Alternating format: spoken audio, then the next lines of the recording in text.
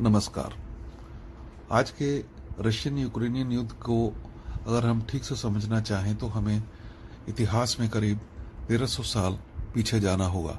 यह उस समय की बात है जब इस क्षेत्र में कीवियन रस नाम का साम्राज्य था जिसकी राजधानी कीव हुआ करती थी। कुछ समय बाद मंगोलों ने इस पर आक्रमण किया और इस साम्राज्य को समाप्त कर दिया। मंगोलों ने जो रशियन पार्ट था उसे अपने अधीन कर लिया और जो यूक्रेनियन पार्ट था वो उनके कंट्रोल से बाहर रहा। केवल यूक्रेन ही नहीं, उसके आसपास के दूसरे इलाके भी जो आज स्लाव क्षेत्र के रूप में जाने जाते हैं। यह बात अलग है कि बाद में कीवन रस साम्राज्य के उत्तराधिकारियों ने मंगोल साम्राज्य को भी अपने क्षेत्र से मार भगाया और दोबारा से साम्राज्य की स्थापना की। जब यह साम्राज्य दोबारा बनाया गया तो रशियन लोगों का कहना था कि यूक्रेनियन आप हम में से एक हैं, जबकि यूक्रेनियन लोगों का मानना यह था कि नहीं, हम रशियन नहीं हैं, हम यूक्रेनियन हैं, क्योंकि हमारी भाषा, हमारी संस्कृति, हमारा रहन सहन, हमारी जीवन पद्धति, खान पान, कपड़े सब आपसे अलग हैं। और इस तरह से रशियन और यूक्रेनियंस के बीच में इस तरह का मनमुटाव सदा से चला आ रहा है। यहाँ तक कि 20वीं सदी के शुरू में जब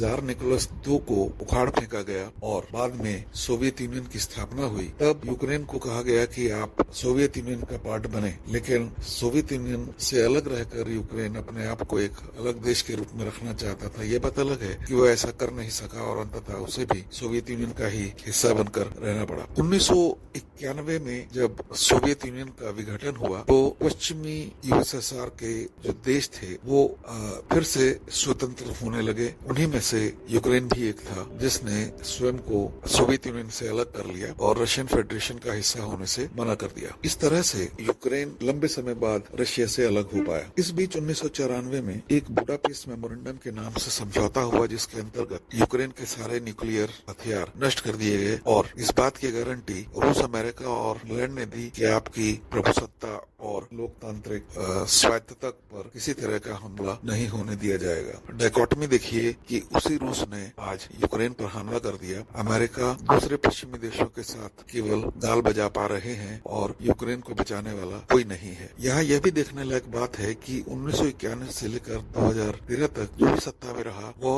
हमेशा रूस का लॉयल रहा। यह बात रूस के लोगों को तो अच्छी लगती थी, लेकिन यूक्रेन के लोगों को यह बात पसंद नहीं थी। हालत यहाँ तक पहुँच गई कि 2013 में यूक्रेन में सार्वजनिक प्रदर्शन हुए और राष्ट्रपति को यूक्रेन छोड़कर रूस में शरण लेनी पड़ी। इस तरह से वहाँ एक अपहीवल आया और उनका लोगों का कहना यह था कि आप रूस के पीछे क्यों बने रहना चाहते हैं, आपको नाटो की सदस्यता लेनी चाहिए, आपका झुकाव पश्चिम की ओर होना चाहिए। यह बात पुतिन को जाहिर है पसंद नहीं आनी थी। कहा जाता है कि इस दौरान रूस ने इस तरह के प्रदर्शनों के विरुद्ध लोकल माफिया को खड़ा किया और सपोर्ट किया और 2014 में उसने यूक्रेन के दक्षिणी हिस्से पर हमला करके क्रीमिया पेनिनसुला अपने साथ मिला लिया। हालांकि उससे पहले उसने वहां पर एक कथाकथित जनमत संग्रह करवाया जिसमें लोगों ने कहा कि हाँ, हम रूस के साथ रहना चाहते हैं। यूक्रेन पर हमला करने के जो फौरी कारण हैं, उनमें सबसे प्रमुख है पुतिन का यूक्रेन के प्रति दुराग्रह, जो इस बात से परिलक्षित होता है कि उसने दुनिया के सामने कुछ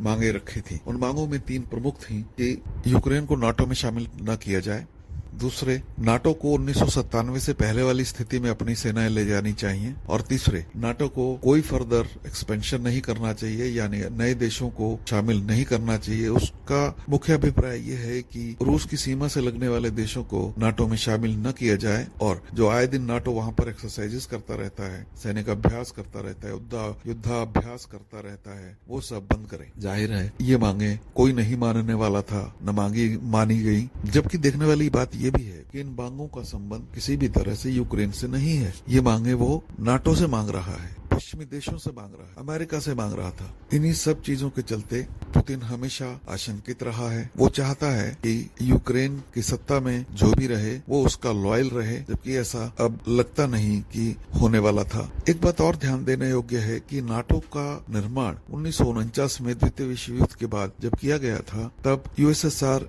एक अलग देश था। 1991 में इसके विघटन के बाद नाटो की महत्ता वैसे भी कुछ खास रह नहीं गई थी। उसूलन नाटो को डिसमेंटल कर दिया जाना चाहिए था, पर ऐसा हुआ नहीं, बल्कि इसके उल्टे हुआ। यूएसएसआर के विघटन के बावजूद नाटो सशक्त रहा और इसमें नए नए देश शामिल करके इसे और शक्तिशाली बनाया जाता रहा। यह बात भी पुतिन को हमेशा खटकती रही है।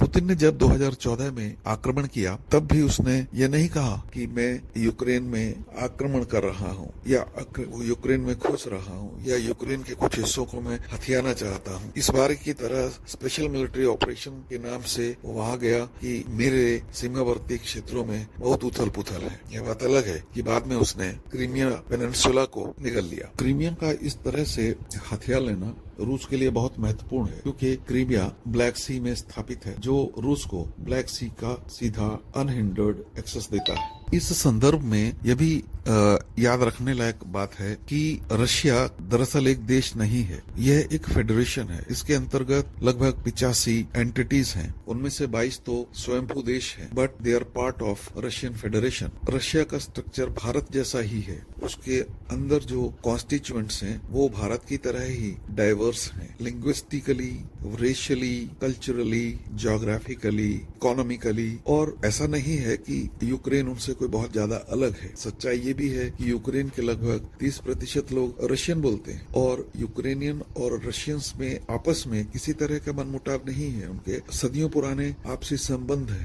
ये सिर्फ एक राजनीतिक स्थिति है कि अब वे दो अलग देश हैं जो रूस को उसके अपने राजनीतिक और सामरिक कारणों से यूक्रेन पर अपना आधिपत्य बनाए रखना जरूरी लगता है। यूक्रेन पर हमले को देखते हुए हमें यह समझना जरूरी है कि ऐसे में दुनिया का रिस्पांस क्या रहा। ये फैक्ट है कि कोई भी पुतिन पर या रूस पर सीधे हमला नहीं करना चाहता, कोई भी अपने आप को इस युद्ध में सम्मिलित नहीं करना चाहता, क्योंकि पुतिन बार बार कह चुका है कि मैं परमाणु हथियारों का प्रयोग करूंगा। सभी जानते हैं कि ऐसा वो कर भी सकता है, इसमें कोई संदेह नहीं करना चाहिए। दूसरी एक जो चीज इस युद्ध के बाद सामने आई है वो है चीन का खुल्लम खुल्ला पुतिन का सहयोग। इस बात से इनकार नहीं किया जा सकता कि चीन और रूस दोनों महाशक्ति हैं और इन दोनों के विरुद्ध कोई भी जाना नहीं चाहता। यह बात अलग है कि रूस के तेल और गैस की जरूरत पश्चिम को है, इसी तरह से चीन भले ही इस तरह की कोई स्ट्रेटेजिक चीजें दुनिया को भले ही ना दे रहा हो, लेकिन सभी देशों के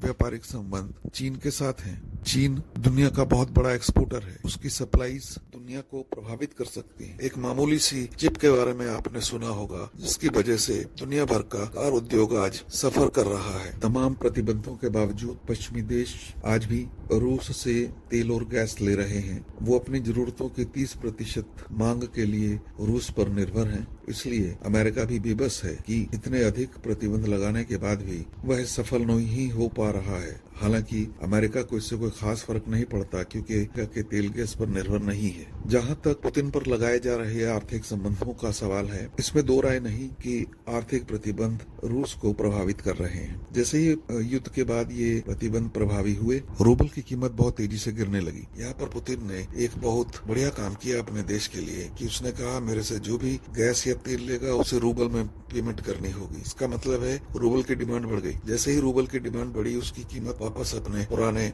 स्तर पर आने लगी, वरना रूबल की कीमत जिस तेजी से गिर रही थी, लग रहा था इसका हाल भी ईरान या इराक की करेंसी जैसा होने वाला है। लेकिन पुतिन ने इस चीज को संभाल लिया। हालांकि रूस को, रूस की कंपनियों को, रूस के व्यवसायों को विश्व भर में प्रतिबंधित कर दिया गया है। वे कार्य नहीं कर सकते हैं। रूस की बहुत सारी संपत्तियां सीज और अटैच कर ली गई हैं। फिर भी रूस जिस तरह का लगता था कि कलेप्स करेगा, ऐसा हुआ नहीं। आज हालत ये है कि रूस जब चाहे जैसे चाहे यूक्रेन पर आज हमला कर रहा है। फरवरी से ये हमले चालू हैं। जेलेंस्की अकेला पड़ गया है। दुनिया भर के देश केवल लिप सर्विस कर रहे हैं, जबकि वो बार बार कह रहा है मुझे मिसाइल और एयर पावर दो, क्योंकि आज की लड़ाई जमीनी लड़ाई नहीं रह गई है। उनका सबसे महत्वपूर्ण हिस्सा हवाई हमले हैं, जो कि यूक्रेन नहीं कर पा रहा है।